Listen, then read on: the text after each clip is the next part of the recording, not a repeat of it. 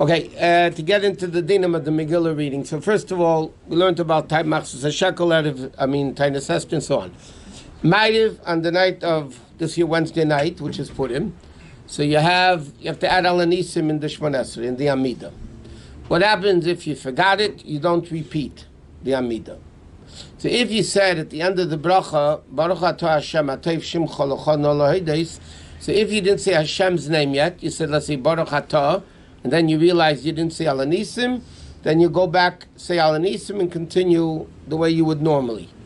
But if you said Hashem's name, you said Baruch atah Hashem, then you do not go back and you don't repeat the Shemona Esrei for al anisim. In fact, it's interesting, there are poskim that hold, because of that if by saying al anisim you're going to miss kedusha, so there are poskim that say you should skip al anisim to be able to say kedusha, because kedusha is more important than al anisim. But that's not our minig. Our minig is you say al anisim, you miss kedusha, so you stop and listen to the kedusha. Is that only for Ma'ariv? No, it's Ma'ariv what? No. There's no difference Shachris, Mincha, or Ma'ariv. It's not like Yalav Yovi. No, al anisim any time of the three tefillas. What? The $1.50 that we have to pay, does he have to pay the shul?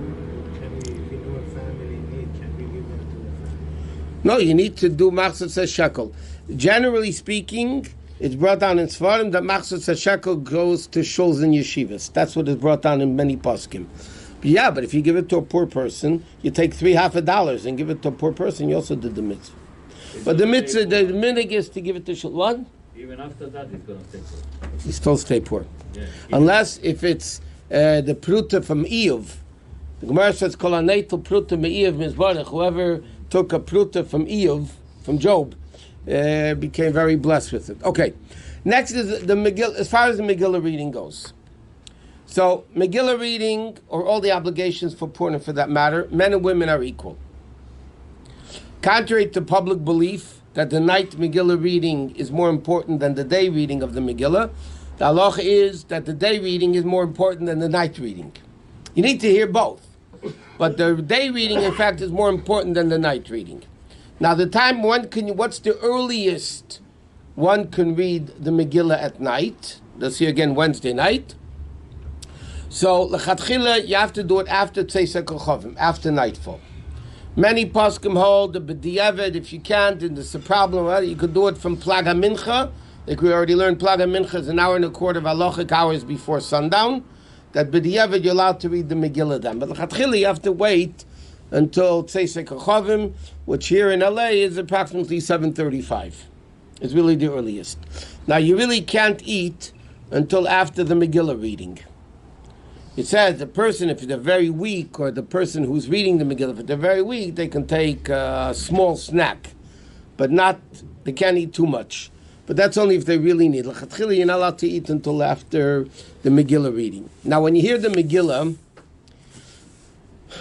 you have to either read the Megillah or hear the Megillah, which is interesting. The bracha is al mikra Megillah, but the poskim, most poskim at least, Mikra Megillah means to read the Megillah.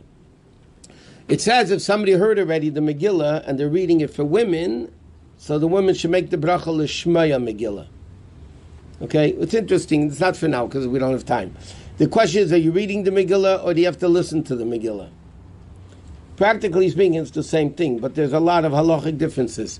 Like by shofar, you don't say the bracha is not l'tkaya shofar, the bracha l'shmaya kol shofar.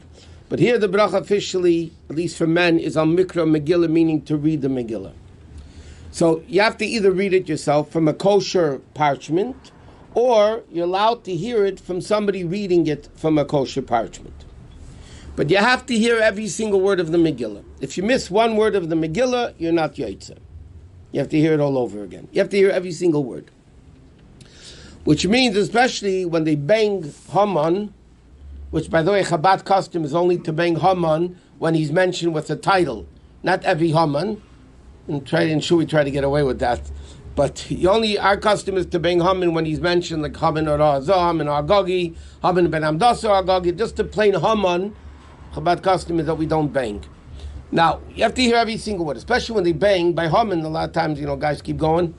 So if you miss a word, The din is like this. If you miss a word, you're allowed to read it in a printed text, but you have to read it and quickly catch up to where the reader is reading. Because you can't just say the word, and meanwhile he's further, because then you're reading the Megillah out of sequence. And the din is, you have to listen to the Megillah in sequence. Now, up to half the Megillah, you could say in a non-kosher Megillah. I mean, you don't do that, but, so if you miss a word or two, you have to say the word from a printed text. Say the word you missed, and quickly read up to where the Bakore is, where the reader is, and then continue listening to where they left off. So the din is you have to listen to every single word of the Megillah. Huh? Can't read as fast as he does.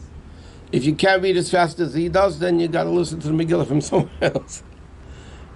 You don't miss a word. You don't miss a word.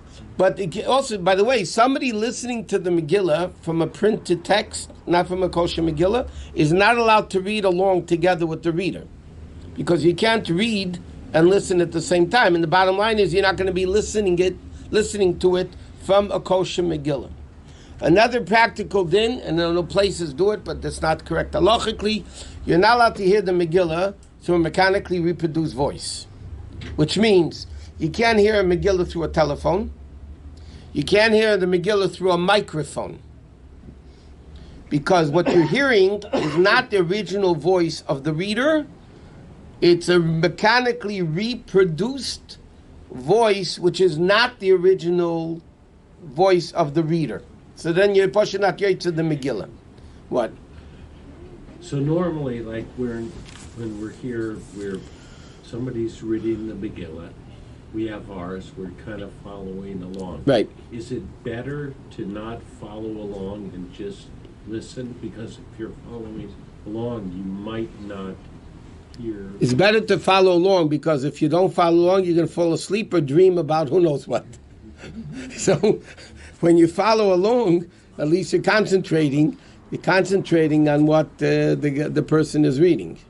How many times can you listen to the Megillah? So what I'm saying is, 95. Go home. Hey, I think I might miss it. Could you read it for me again?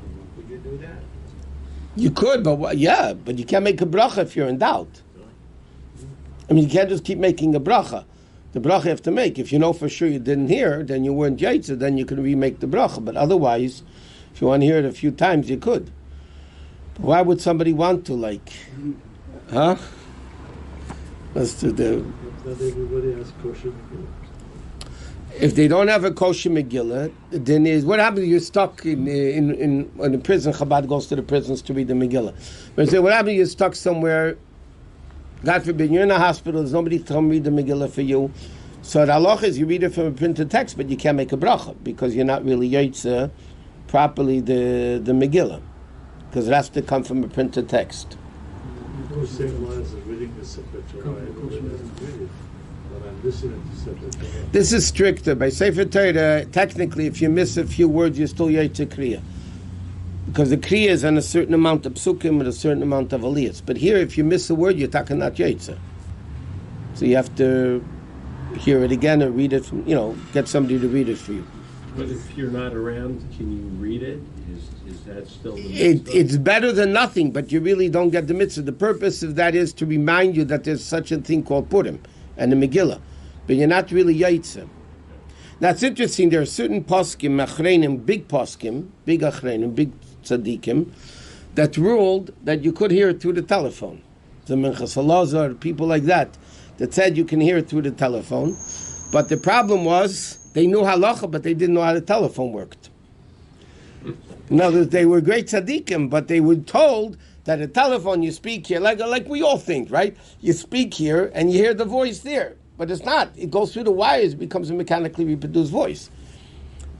So, you're not yaitza that way if you hear it that way. Now, what? Is it necessary to bang during the Haman? It's not necessary, but it's minig Yisrael Teiri. It's a what? What's the purpose? To erase Amalek. Timcha Zecher Amalek. Just to erase Amalek. The Rebbe did it for every Haman. The Rebbe used to bang a little bit by every, just with his foot. with every Haman. But Lepro, he writes in Sefer Minhagim that the minig is only when Haman is mentioned with the title. Now, as far as the day Megillah, it's an interesting thing. We make a Shechianu at night. When we read the Megillah, we say, Amikra Megillah, Sha'as Nisim, and Shechianu. By the way, the din is, when the Chazan says the brachas, everybody has to stand. When he's saying the brachas, everybody has to stand. Once he finishes the brachas, then everybody could sit to listen to the Megillah. The only one that needs to stand is the reader when he's reading in public. Out of respect to the tzibur, so then you have to read it standing. If you read it in the house for a few people, you're allowed to sit when you read the Megillah. But for the brachas, it says everybody should stand, and then they're allowed to sit. Now, there's a big machlekes in Poskim. During the day of Purim, do you make a Shechianu again? Because you make it at night. You know, the first time you do it, do you make a Shechianu? So there's a big machlekes in Poskim. What's interesting, the Alter Rebbe and Siddur, Paskins, that you don't make Shechianu during the day. That's what the Alter Rebbe writes in Siddur, that you don't make a Shechianu again a day. Tzemach Tzedek, who's his grandson, argues on him, and he says, who am I to argue on him? And Tzemach Tzedek Paskins that you do make Shechianu by day, and that's our minig. Why? So he says two things. Number one, the primary reading, the main reading is the day reading. Secondly, it's brought down in halacha that during the day reading, when you hear the bracha Shechianu, you have to have in mind not only the listening to the Megillah, you also have to have in mind Mishleach Manis, Matanas Lavyanim, so this Purim, all the mitzvahs of the day. So he says that Shechianu goes in that also. And then he brings an interesting thing. He brings down a Goyis Maimonides that says that, I'm pretty sure it's a Goyis Maimonides, that he says that there's no bracha levatal on Shechianu. There's an opinion halacha that Shechianu, so like this we say normally Safik brachas lahak. We just learned that. If there's a doubt about making a bracha, you don't make it, because maybe you're going to say Hashem's name in vain. But many poskim hold that there's no bracha levatala by Shechianu. Why not? Because what's the bracha? Shechianu, v'kimanu, v'gianu l'zman hazeh. We're alive, we're existing, and we're able to reach this day. So why is there a bracha levatala? It's a bracha, we don't stop go making it. But if there's a doubt by Shechianu, you paskins, so you don't make Shechianu, and that's what we do. Now, the night Megillah, you can read a whole night. From Seisek Chavim until dawn.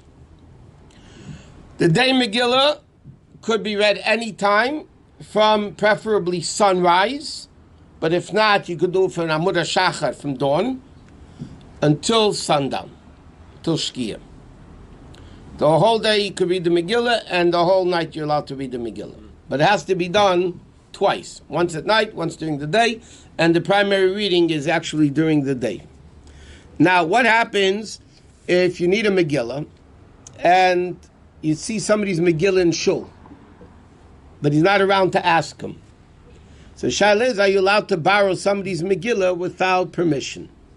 So the halacha is, by many things, by the way, if there's not going to be any loss of money by using it, it means you're not going to ruin it, so then you're allowed to borrow it without permission. And the Gemara says, why? Because a person is happy that mitzvahs are being done with his property. So the assumption is he definitely would want you to use it. But, halacha says, you have to put it back where you found it. If you don't put it back where you found it, then the person's going to be upset that you used it, and then you wouldn't be, it could be questioned, might be a stolen Megillah. But like this, we assume that the person really doesn't care, and you could do it. Okay, to be continued.